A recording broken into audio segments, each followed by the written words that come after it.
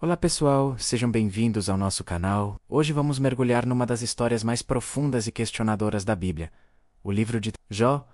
Quem nunca se perguntou por que coisas ruins acontecem com pessoas boas? Bem, essa é a pergunta central desta narrativa incrível. Então, pegue sua bebida preferida, acomode-se, e vamos juntos desvendar essa jornada de fé, sofrimento e redenção. A história começa na terra de Uz, onde vivia um homem chamado Jó. Ele não era um homem comum. A Bíblia o descreve como íntegro e reto, alguém que temia a Deus e se desviava do mal. Jó era abençoado em todos os sentidos. Ele tinha 7 filhos e 3 filhas, e era imensamente rico. Pense no homem mais próspero que você pode imaginar. Jó tinha 7.000 ovelhas, 3.000 camelos, 1.000 bois e 500 jumentas. Ele era, sem dúvida, o homem mais rico do Oriente. Além de tudo, era um pai zeloso, sempre preocupado com o bem-estar espiritual de seus filhos, oferecendo sacrifícios por eles, caso tivessem pecado em pensamento. Mas a vida de Jó estava prestes a mudar de uma forma que ninguém poderia prever. Um dia no céu, os anjos se apresentaram diante de Deus, e entre eles estava Satanás. Deus, orgulhoso de seu servo, pergunta a Satanás: "Você notou meu servo Jó? Não há ninguém na terra como ele." A resposta de Satanás é um desafio direto à integridade de Jó, e, de certa forma, a própria sabedoria de Deus. Ele argumenta que Jó só é fiel porque Deus o protege e o abençoa. "Será que Jó te teme por nada?" ele pergunta. "Tira tudo o que ele tem, e ele te amaldiçoará na tua face." Deus, confiando na fé genuína de Jó, permite que Satanás o teste, com uma única condição: não tocar na vida de Jó. E assim, a tragédia começa. Em um único dia, uma avalanche de desgraças desaba sobre ele. Um mensageiro chega correndo e diz: "Os sabeus atacaram, e levaram os bois e as jumentas, e mataram os seus servos." Antes que ele terminasse de falar, outro chega: "Fogo de Deus caiu do céu, e queimou as ovelhas e os pastores." Logo em seguida, um terceiro mensageiro aparece: "Os caldeus levaram os camelos e mataram os servos." E então, o golpe final, o mais devastador de todos. O último mensageiro chega, trazendo a notícia que destruiria o coração de qualquer pai. Seus filhos e filhas estavam comendo na casa do irmão mais velho. Quando um vento forte veio do deserto, a casa desabou, e todos morreram. Imagine a cena. Em questão de horas, Jó perdeu absolutamente tudo: suas riquezas, seus servos e, o mais doloroso, todos os seus 10 filhos.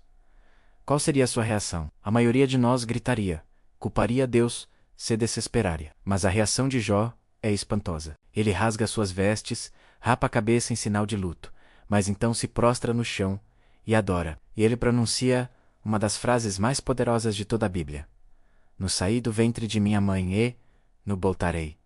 O Senhor o deu, e o Senhor o tomou." Bendito seja o nome do Senhor. Mesmo diante da perda total, Jó não pecou nem culpou a Deus. Mas a prova ainda não havia terminado. Novamente, Satanás se apresenta diante de Deus. O Senhor aponta para a fidelidade de Jó, mesmo depois de tudo. Mas Satanás não se dá por vencido. Ele argumenta pele por pele: "Tudo o que um homem tem dará pela sua vida. Mas estende a tua mão e toca-lhe nos ossos e na carne, e verás se não te amaldiçoa na tua face, Deus." Mais uma vez, permite o teste, com uma nova condição: poupar a vida de Jó imediatamente. Satanás fere Jó com feridas terríveis, da sola dos pés ao topo da cabeça. Jó, coberto de pústulas, sente-se sobre cinzas, usando um caco de telha para se coçar. Sua própria esposa, vendo seu sofrimento extremo, diz: "Você ainda mantém a sua integridade?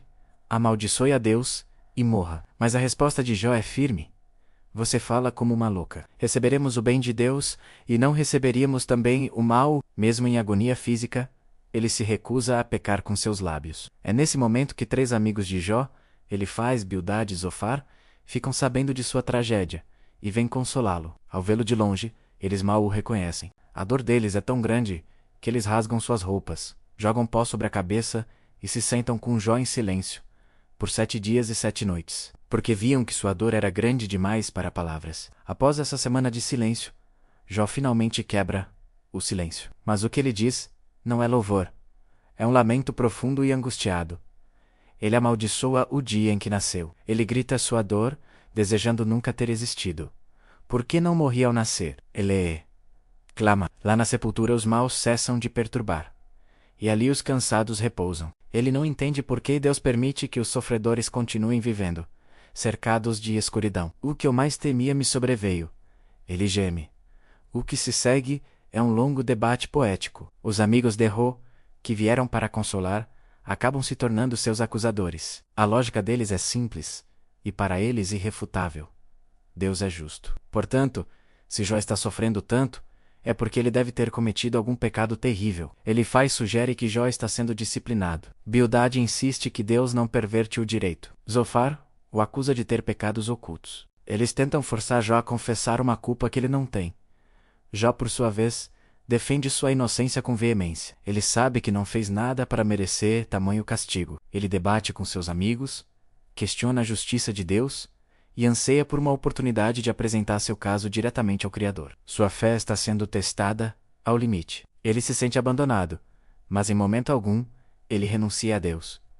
Ele apenas não consegue conciliar seu sofrimento com a ideia de um Deus justo e bom. Após ciclos de discursos, e quando Jó silencia seus 3 amigos, a conversa toma um rumo inesperado. Deus finalmente responde a Jó. Mas ele não responde às perguntas de Jó sobre o porquê. Em vez disso, a partir de um redemoinho, Deus faz a Jó uma série de perguntas que revelam a sua própria grandeza e a limitação do conhecimento humano. Onde você estava quando eu lancei os fundamentos da terra? Quem determinou suas medidas? Você já deu ordens amanhã ou mostrou à alvorada o seu lugar? Deus fala sobre as maravilhas da criação, desde as estrelas até os animais selvagens, como o leão e o crocodilo. Ele não explica o sofrimento de Jó, mas revela quem ele é, o Criador soberano, sábio e poderoso de um universo vasto e complexo, cujos caminhos estão muito além da compreensão humana. Diante da majestade avassaladora de Deus, Jó tem uma revelação profunda. Ele percebe sua própria pequenez e ignorância. Sua perspectiva muda completamente. Em humildade, ele responde a Deus: Eu sei que podes fazer todas as coisas. Nenhum dos teus planos pode ser frustrado. Falei de coisas que não entendia, coisas maravilhosas demais para mim. Meus ouvidos já tinham ouvido a teu respeito. Mas agora os meus olhos te viram. Por isso, me arrependo no pó e na cinza. Jó não se arrepende de um pecado que causou seu sofrimento, mas sim de sua presunção em questionar a sabedoria de Deus. E a história não termina aí. Deus se vira para os 3 amigos de Jó e os repreende, dizendo que eles não falaram a verdade a seu respeito, como Jó fez. Ele ordena que ofereçam um sacrifício e diz que aceitará a oração de Jó em favor deles. Isso é poderoso. O homem que eles acusaram se torna seu intercessor. Depois que Jó ora por seus amigos, a restauração começa. O Senhor devolve a Jó o dobro de tudo o que ele tinha antes. Seus parentes e amigos o visitam, o consolam e lhe dão presentes. Ele passa a ter 14.000 ovelhas, 6.000 camelos, 2.000 bois e 1.000 jumentas. E a bênção mais doce de todas: ele tem novamente 7 filhos e 3 filhas. E nos é dito que em toda a terra não havia mulheres tão bonitas quanto as filhas de Jó. Ele viveu mais 140 anos, vendo seus filhos, netos e bisnetos. A história de Jó nos ensina que não temos todas as respostas para o sofrimento. Ensina que a fé verdadeira não se baseia nas bênçãos que recebemos, mas na confiança em quem Deus é, mesmo quando não entendemos seus caminhos. E nos mostra que no final, a soberania e a bondade de Deus prevalecem, trazendo redenção e restauração de maneiras que nem podemos imaginar. Obrigado por nos acompanhar nesta jornada incrível pelo livro de Jó. Se você gostou deste vídeo e quer explorar mais histórias profundas da Bíblia, não se esqueça de curtir, compartilhar e se inscrever no nosso canal. Até a próxima!